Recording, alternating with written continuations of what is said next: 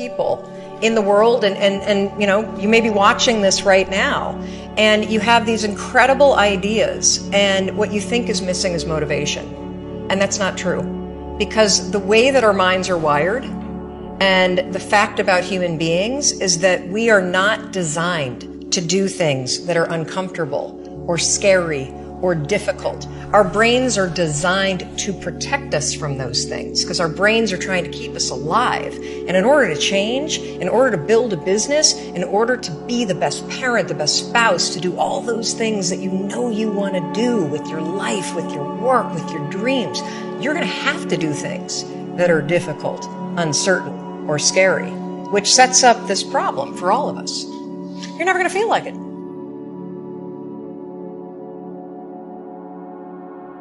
Why is it so hard to do the little things that would improve my life? The way that our minds are designed is our minds are designed to stop you at all costs from doing anything that might hurt you. And the way that this all happens is it all starts with something super subtle that none of us ever catch. And that is with this habit that all of us have that nobody's talking about. We all have a habit of hesitating. We have an idea. You're sitting in a meeting. You have this incredible idea. And instead of just, saying it, you stop and you hesitate. Now, what none of us realize is that when you hesitate, just that moment, that micro moment, that small hesitation, it sends a stress signal to your brain. So then your brain goes to work to protect you. It has a million different ways to protect you. One of them is called the spotlight effect. It's a known phenomenon where your brain magnifies risk. Why? To pull you away from something that it perceives to be a problem. And so you can truly trace every single problem or complaint in your life to silence and hesitation. Those are decisions. And what I do and what's changed my life is waking up and realizing that I'm never going to feel like doing the things that are tough or difficult or uncertain or scary or new. So I need to stop waiting until I feel like it. And number two, I am one decision away from a totally different marriage, a totally different life, a totally different job, a totally different income, a totally different relationship with my kids.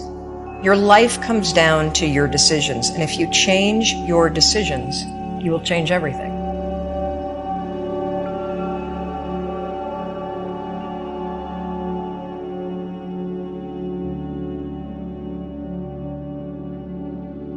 None of us wake up and say, today is the day I destroy my life. What we do is we kind of check out because it feels overwhelming, or we check out because we're afraid, or we check out because we start listening to self-doubt, and then we make these teeny tiny decisions all day long. We don't even realize it. A decision to not get up on time, a decision to not eat the right thing, a decision to snap at your kids, a decision to not speak in a meeting, a decision to not look for a job, a decision to not deal with your finances, a decision to not call your parents, like whatever it is.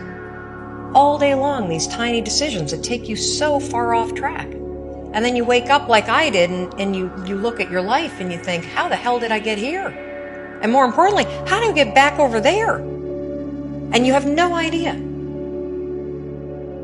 You get trapped in what I call the knowledge action gap. You know what to do, but you can't seem to make yourself do it. Instead of isolating yourself, pick up the phone and call a friend. Get yourself out into the woods and go for a walk. Start running again. Like all these little things that I was capable of, but I couldn't get out of here. Could not get out of here. And if you're stuck, that's the problem. The problem is you're in your head, you're thinking. When you set goals, when you have an intention on something that you want to change about your life, your brain helps you. What it does is it opens up a checklist, and then your brain goes to work trying to remind you of that intention that you set. And it's really important to develop the skill, and I say that word purposefully, the skill of knowing how to hear that inner wisdom and that intention kicking in and leaning into it quickly. Every human being has a 5-second window, might even be shorter for you. You have about a 5-second window in which you can move from idea to action before your brain kicks into full gear and sabotages any change in behavior. Because remember, your brain is wired to stop you from doing things that are uncomfortable or uncertain or scary. It's your job to learn how to move from those ideas that could change everything into acting on them. Because when you understand the power of a 5-second decision, and you understand that you always have a choice to go from autopilot to decision maker, everything in your life will change. You will be a different negotiator. You will be different in sales. You will be unstoppable in the gym, because you will realize the amount of garbage that you put in the way of your hopes, of your dreams, of your potential, of your confidence, of your courage. Everything comes down to the decisions that you make. We all know what to do. None of us know how to make ourselves do it. Why does something so stupid work? Why? Why does something so silly create such powerful and profound change? Well, here's why. The rule is a form of metacognition. Metacognition is a fancy pants term that means something real simple. You can outsmart your own brain in furtherance of goals. There are tricks that you can use that actually outsmart the tricks your brain plays on you in furtherance of a higher purpose. We all know this. You can restrain yourself if you're in a situation that calls for it. You can jump into a raging river to save your dog or your kid.